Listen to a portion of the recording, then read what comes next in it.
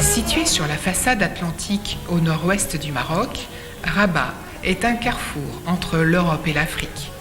Résultat d'un dialogue fructueux entre le passé arabo-musulman et occidental, la capitale marocaine demeure une ville chargée d'histoire. Centre administratif, la cité s'est dotée d'infrastructures modernes, mais préserve le caractère authentique de ses quartiers. Désignée capitale africaine de la culture de mai 2022 à mai 2023, Rabat se veut le théâtre de manifestations artistiques proches des populations, comme dans ces ruelles de la Médina. C'est l'envie de ce partage, justement, ce partage d'œuvres qui ont l'habitude d'être exposées dans des galeries ou dans des espaces faits pour l'exposition, tandis que là, les tableaux, ils sont à l'extérieur. Le concept de galerie, il a commencé sa première édition l'année dernière, après le Covid. C'était une envie de partager avec tout le monde, avec les enfants, les personnes âgées du quartier, du Médina.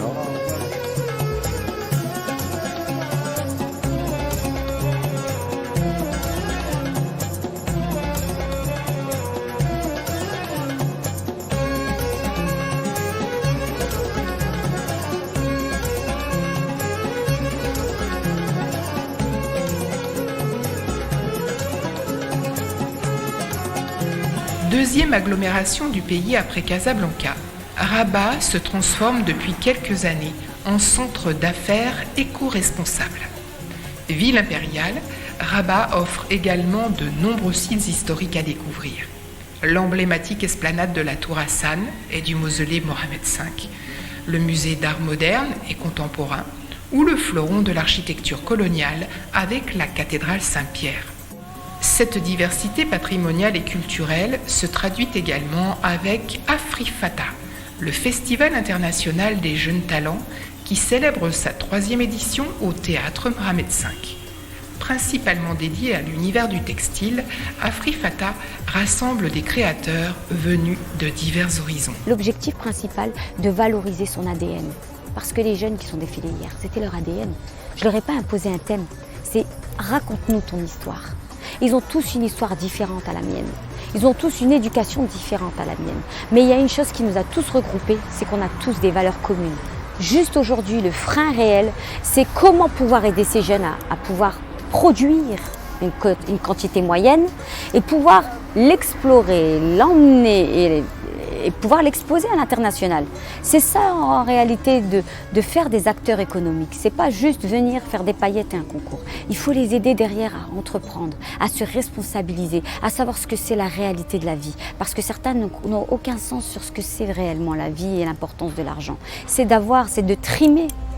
On se donne considération sur les dépenses que c'est, sur l'argent, comment aller la chercher, comment c'est aussi difficile. Je peux vous dire, j'ai des collections qui datent de 2012, qui sont encore là. Et au fil du temps, j'ai compris en 2018.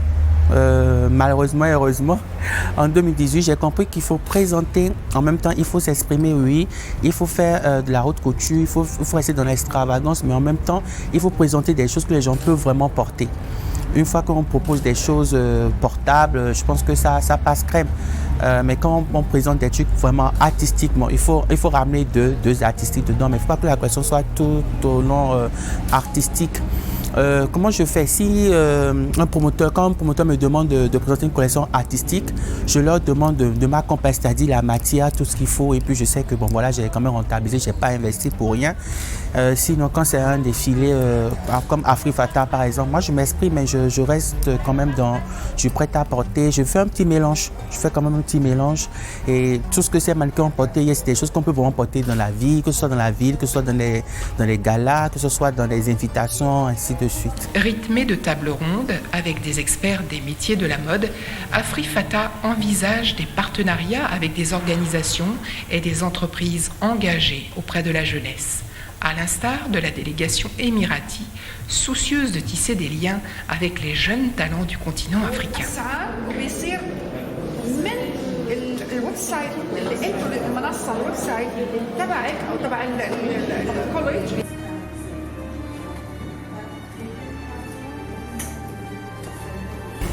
Je suis très ravie d'être ici avec vous à Rabat, la capitale de culture au Maroc, pour la 3e édition de Afrifata. Et je dis à Zineb Kadiri merci.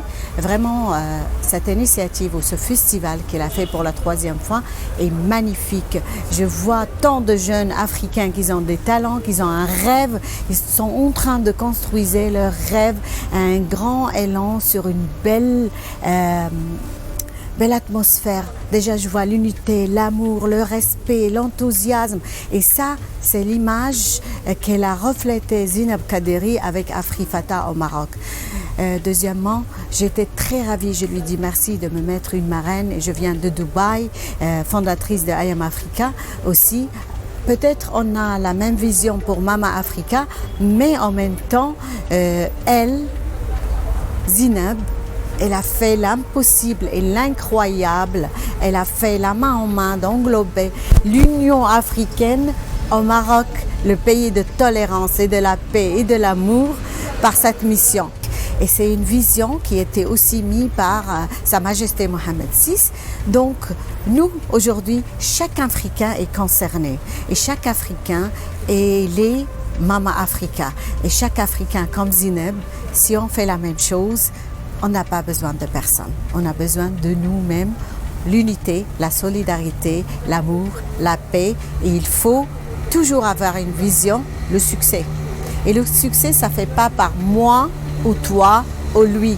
Ça se fait par nous. Le jeune mannequin sud-soudanais en est un parfait exemple. And when I came to Morocco, one day they told me there is a casting. Quand je suis arrivée au Maroc, on m'a parlé d'un casting à l'MC, un casting qui choisissait des mannequins pour Afrifata. Mes amis me disaient « Tu dois essayer, c'est cool, tu dois le faire ». Alors j'ai passé le casting. À ma grande surprise, ils m'ont choisi. J'ai défilé pour Afrifata Fashion Show.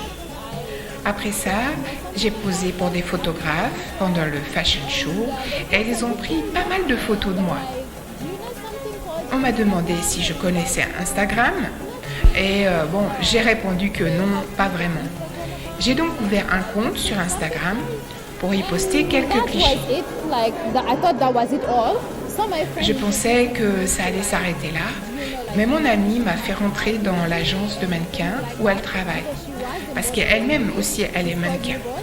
J'ai donc évolué avec l'agence. Ensuite, j'ai signé avec des agences internationales. Et puis, après tout ça, c'était le Covid. I got signed to international agencies, and after that, it was COVID. Finally, I got a visa to UK, and I went to London for J'ai pu avoir un visa pour le Royaume-Uni et je suis allée à Londres pour commencer une carrière de mannequin international. Et après ça, on peut dire que c'est littéralement toute une histoire jusqu'à ce que je retourne à l'école. And I'm so happy. Je suis très heureuse qu'on reconnaisse à quel point j'ai pu me dépasser dans ce domaine. I have been able to achieve something, and all of that literally is, I would literally give thanks Je to peux dire God. merci à Dieu pour tout ce que je vis. J'ai repris mon parcours à l'MC, pour lequel j'étais venue ici, parce que j'étais au Maroc pour étudier. Je voudrais dire un grand merci à Afrifata, sans qui je ne serais personne dans le monde des mannequins. et par-dessus tout, merci à mon ami.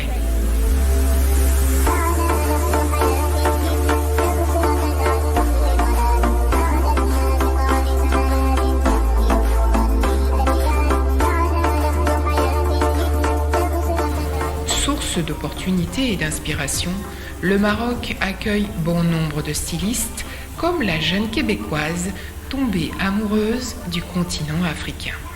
Bon, j'ai pas mal roulé ma bosse avant d'arriver ici et j'ai choisi donc en toute connaissance de cause mon continent. Je suis complètement tombée en amour. J'ai maintenant un mari, 2 enfants qui vivent, on a de la famille sur 3 continents, donc de l'Afrique à l'Amérique à l'Europe. Mais je ne veux plus bouger de l'Afrique depuis le Covid. Je me suis rendu compte que c'était ma terre à moi et je me sens vraiment bien. Ce qui est très drôle, c'est que quand je suis arrivée au Maroc, c'était plus qu'un dépaysement, mais un désensièclement que j'ai ressenti. Parce qu'enfin, je retrouvais des gens qui travaillaient de leurs mains et leur travail humain, le savoir-faire était valorisé. Donc, je remercie l'Afrique d'encore rendre hommage à tout ce travail de mains connectées au cœur et à la tête, bien sûr, parce que ça nettoie la tête plus on travaille. Donc, un hommage à la djellaba, c'est aussi un hommage au capuchon traditionnel, magnifique, qui était très très grand à l'époque, il devient de plus en plus petit, et c'est dommage. Le capuchon protège du soleil, du vent, du froid, et devient sac à dos au souk. On peut y mettre des pommes ou tout ce qui est une matière importante et essentielle.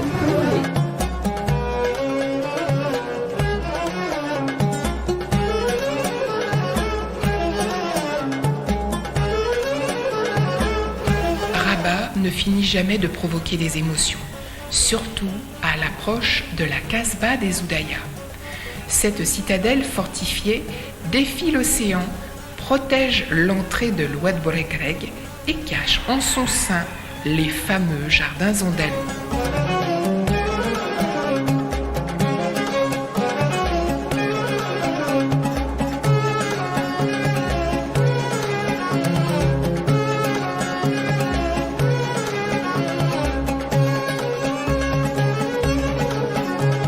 Vague d'émotion encore pour Michael Mansuel, chanteur originaire des Caraïbes, invité pour la première fois en terre africaine. Africa, Africa, Africa, Africa, Africa, Africa, Africa, Africa, Africa, oh Africa, my Africa, how I long to see you, Africa, my Africa. I am thinking of you, where I walk is now my home, but I need my ancestral home, oh Africa, my Africa. I am coming to you, Africa, Africa, Africa.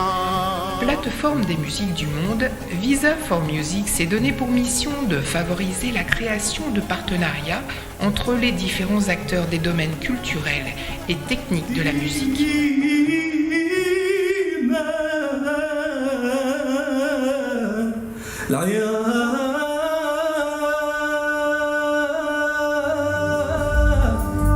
De plus en plus, on reçoit de candidatures, pas uniquement d'ailleurs du continent, mais du reste du monde.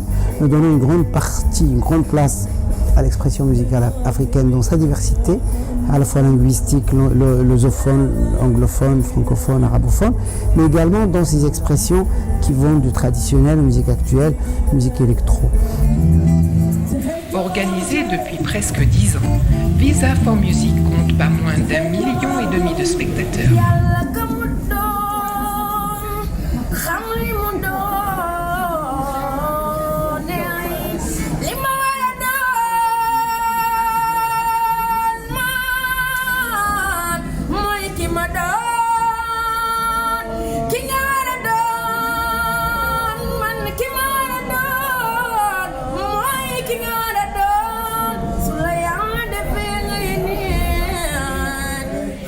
il semblerait que Rabat veuille s'inscrire définitivement comme un portail du continent africain vers le reste du monde.